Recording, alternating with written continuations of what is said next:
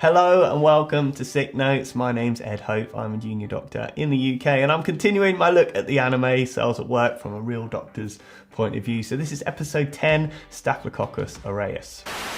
でもまだ心配ね。本当に一人で大丈夫？危ないものには近づかないで逃げるのよ。大丈夫です。そう何度もトラブル。I've never heard of a blood cell who only seems to run into trouble. Yeah, that's pretty much the whole show. Judging by the title, Staphylococcus aureus, I think we've got a fair idea who red blood cells going to run into. And if you remember, we saw this bacteria way back in episode 2 called scrape wound. And Staphylococcus aureus is a commensal bacteria, so it forms part of your normal flora, the bacteria that normally lives on our bodies and doesn't cause us any problems unless it gets into the wrong place, which we saw in that episode. It got under the skin via an abrasion and caused an infection.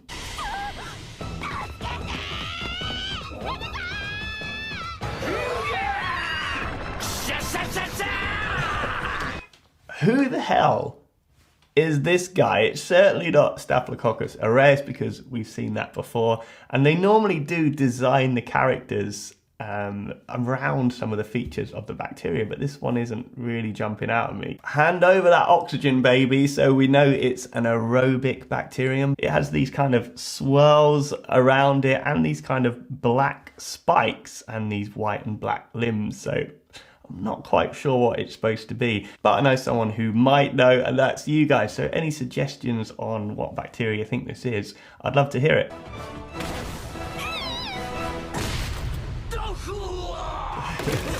So, not rescued by white blood cell this time, but by an immune cell in what seems to be a hazmat suit.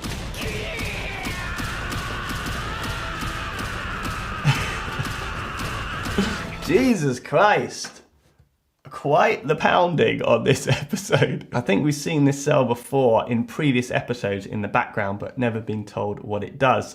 Its kind of shower-like apparatus that it has probably shows it produces chemicals, what we call cytokines, and this is similar to how we've seen histamine depicted in previous episodes. So I'm guessing it's a histamine-producing cell. Histamine is a chemical that promotes your inflammatory response, so the dilation of your blood vessels and making your blood vessels more leaky so that more immune cells can come out the bloodstream and flow to the area so they can destroy any infection. The thing is, I think we've covered most of the main immune cells in previous episodes, so I have some idea of what this cell might be, but let's wait and see.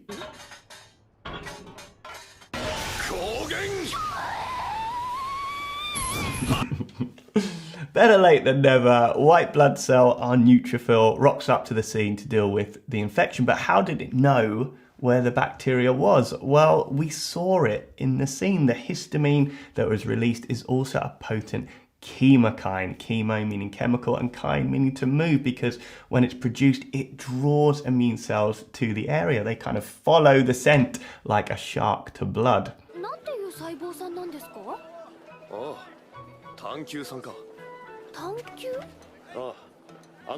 And we didn't have to wait very long to find out that this cell is in fact a monocyte. So let's look at our family tree of blood cells. And monocytes are part of our myeloid lineage. So the same type of lineage that gives rise to our neutrophils, our megakaryocytes that also produce our platelets, and our erythrocytes, our red blood cells. Monocytes are actually a precursor to the other type of cells in the myeloid lineage. So let's add them in. So this would be the correct place to add in our monocytes. So our monocytes come from our common myeloid progenitor cell, and they can produce either into macrophages or dendritic cells. Some dendritic cells are also produced via the lymphoid route of cells, but I won't overcomplicate it. The role of the monocyte is really to phagocytose, that is to engulf and digest. So that destroys the pathogens directly, as we saw here in the scene with all that kind of pounding. They also produce cytokines, and we saw this as well with them producing histamine. And also in turn, they turn into the macrophages and dendritic cells where they are needed, as we talked about in the diagram.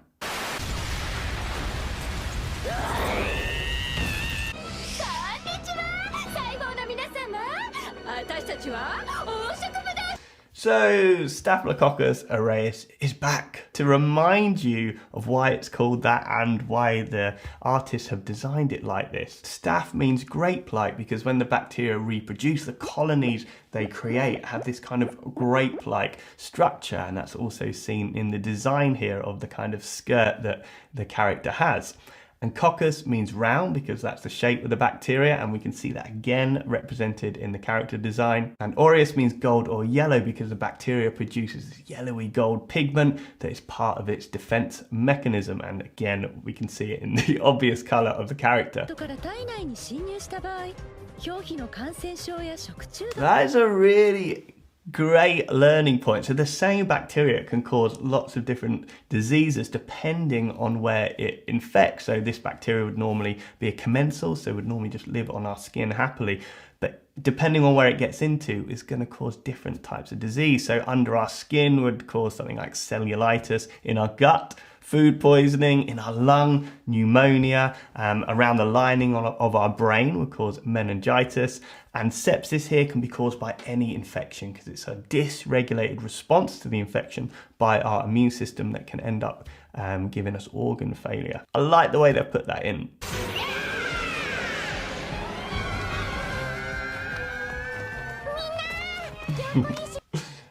And everyone's favourite, the platelets here. Don't forget your coagulation factor. If learning the clotting cascade looked this cute, I might have remembered some of it from medical school. It's one of those things that haunts medical school revision. How a bunch of molecules that we call coagulation factors go through a series of reactions culminating in the soluble fibrinogen molecule, so it's dissolved in the blood, turning into an insoluble fibrin matrix that all the platelets then stick to make our solid clot.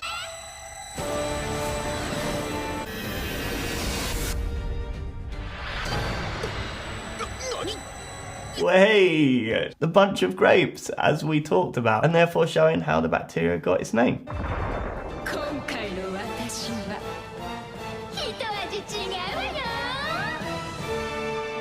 Cool, so the Megazord transformation is complete. That is one hella big bunch of grapes.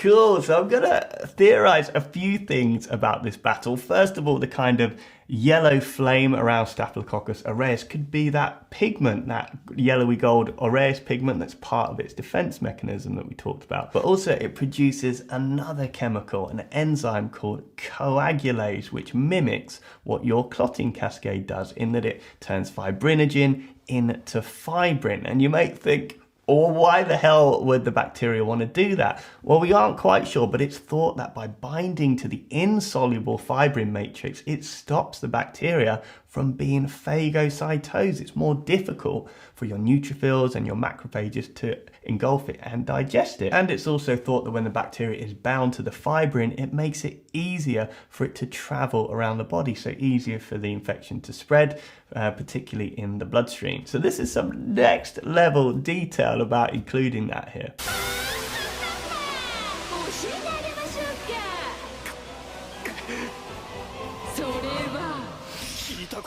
No need to enlighten us.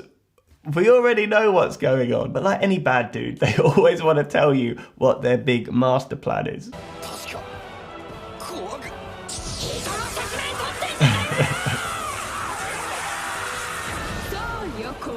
Yeah, so the neutrophil has certainly done his immunology homework, and it perfectly summarizes it here. So coagulase, an enzyme that brings about the coagulation of blood by precipitating fibrin. So we talked about fibrinogen, that's the soluble molecule in the blood, but it precipitates out as fibrin, the insoluble molecule that makes this matrix.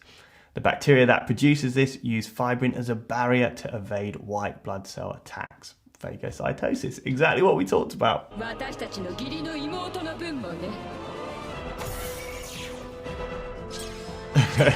I like this diagram of the younger cousin of the bacteria. It just shows how big these bacteria colonies are.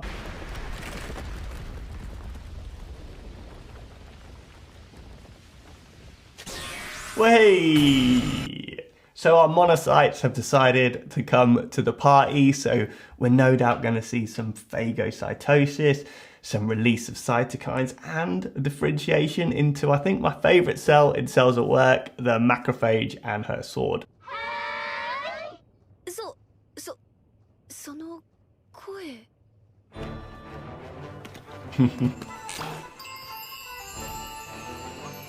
So we have the big reveal, but you know, because we know about immunology, we saw it coming. So the monocyte turns into the macrophage when it goes into the tissues. So exactly as it said here, the monocytes circulate in the bloodstream, and once they migrate into the tissues, they then differentiate into macrophages. And as we said earlier, they can also differentiate into a type of dendritic cell too, if they need to. So a little knowledge of your immunology and the plot twist of the character reveal completely ruined.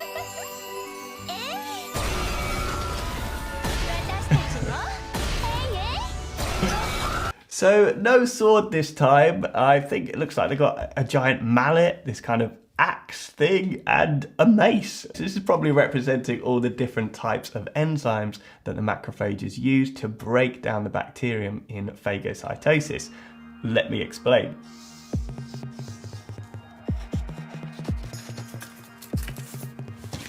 So here is our macrophage, and it's going to phagocytose our bacteria here, our Staphylococcus aureus.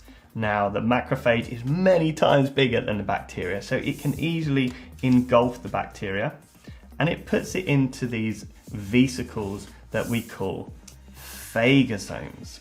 The macrophage has some other vesicles in its cytoplasm, what we call lysosomes. Now, the lysosomes contain the digestive enzymes and acids that are designed to break down the bacteria.